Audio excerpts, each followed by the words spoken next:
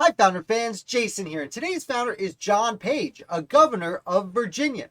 Now, John Page graduated in Virginia from the College of William and Mary in 1763. And when he did, he left with some lifelong friends, among whom was one Thomas Jefferson. Yes, he graduated and became friends with Thomas Jefferson, and they would remain lifelong friends. In fact, when Page would write to Thomas Jefferson, he would refer to him always as "My dearest Jefferson." Isn't that sweet? Jefferson didn't think so in the 1770s, however, when Jefferson would always complain to Page that he just didn't write enough. Page would write back. It's fascinating. Almost every letter in the 1770s starts with an apology for not writing more. He then goes on to remind Jefferson about this little revolution they're right in the middle of, which Jeff seems to have conveniently forgotten. That being said, John Page participates in the revolution of his own. While Jefferson's out in Philadelphia writing declarations, John Page is back home, and he, as soon as independence is declared, he's on the committee that drafts Virginia's first constitution. Immediately after that, he is elected as Lieutenant Governor of Virginia, serving under none other than Governor Patrick Henry.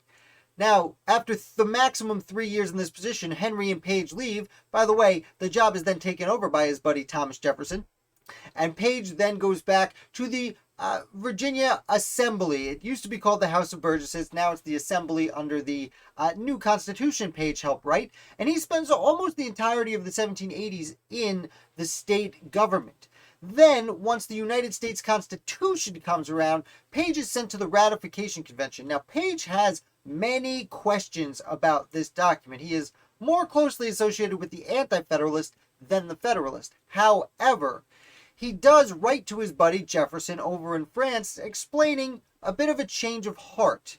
In fact, Page explains that he thinks it would be easier to, well, you know what? I have a quote here. Let me just read the quote and then we'll elaborate on it. That quote is, "I wish it might be adopted without losing time in fruitless attempts to make amendments which might be made with more probability of success in the manner pointed out by the Constitution itself."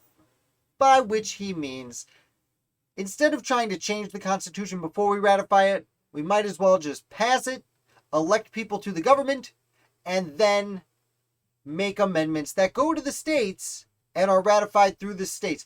He believes that would be an easier process than changing the Constitution before it's published to the world. Now, because of this, he does change his mind, votes for the Constitution, and after that, well, he's elected to the House of Representatives, an inaugural member of the United States House of Representatives, in fact, and he spends the better part of a decade there in the federal government. After this, he goes back to Virginia, where he himself is elected governor. This is about 20 years after he was lieutenant governor, and quite a while after his buddy Thomas Jefferson was also governor. That being said, after the maximum 3 years in the position of governor, John Page leaves and he retires to United States Commissioner of Loans for Virginia. And he's appointed to this position by the sitting president of the United States of America. And, well, I'll have you know, that's none other than his old buddy, Thomas Jefferson, about 40 years after they graduated from college together. That, in a nutshell, is the career of John Page, a really interesting revolutionary from Virginia who most of us don't know much about, but now you do. I hope you enjoyed it. If you did, remember to hit like. That's the best thing you can do for this channel. If you're new here, subscribe. I put out videos 7 days a week about different American founders, and I'll be back with another founder for you tomorrow.